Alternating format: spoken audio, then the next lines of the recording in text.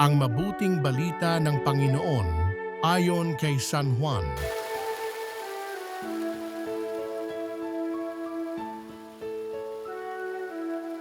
Kinagabihan ng linggo ding iyon, ang mga alagad ay nagkakatipon. Nakapinid ang mga pinto ng bahay na kanilang pinagtitipunan dahil sa takot nila sa mga Hudyo. Dumating si Jesus at tumayo sa gitna nila. "Sumainyo ang kapayapaan," sabi niya. Pagkasabi nito, ipinakita niya ang kanyang mga kamay at ang kanyang tagiliran. Tuwang-tuwa ang mga alagad nang makita ang Panginoon. Sinabi na naman ni Jesus, "Sumainyo ang kapayapaan. Kung paanong sinugo ako ng Ama, gayon din naman, sinusugo ko kayo." Pagkatapos, sila'y hiningahan niya at sinabi, "Tanggapin ninyo ang Espiritu Santo. Ang patawarin ninyo sa kanilang mga kasalanan ay pinatawad na nga. Ang hindi ninyo patawarin ay hindi nga pinatawad." Ngunit si Tomas na tinaguri ang kambal, isa sa 12, ay wala roon nang dumating si Jesus. Kaya't sinabi sa kanya ng ibang alagad, "Nakita namin ang Panginoon."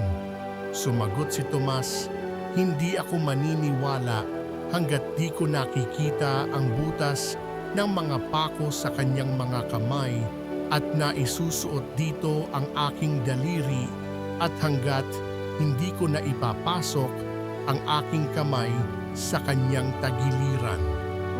Makalipas ang 8 araw, muling nagkatipon sa loob ng bahay ang mga alagad kasama nila si Tomas.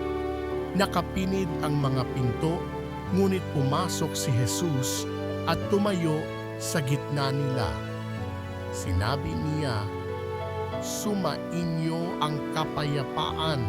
Saka sinabi kay Tomas, "Tingnan mo ang aking mga kamay at ilapit dito ang iyong daliri. Ipasok mo ang iyong kamay sa aking tagiliran.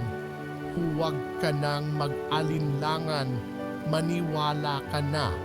Sumagot si Tomas, "Panginoon ko at Diyos ko." Sinabi sa kanya ni Jesus, "Naniniwala ka na ba sapagkat nakita mo ako? Mapapalad ang mga naniniwala kahit hindi nila ako nakita." Marami pang kababalaghang ginawa si Jesus na nasaksihan ng mga alagad, ngunit hindi natatala sa aklat na ito. Ang natala rito'y sinulat upang sumampalataya kayong si Jesus ang Mesiyas, ang anak ng Diyos, at sa gayoy magkaroon kayo ng buhay sa pamamagitan niya. Ang mabuting balita ng Panginoon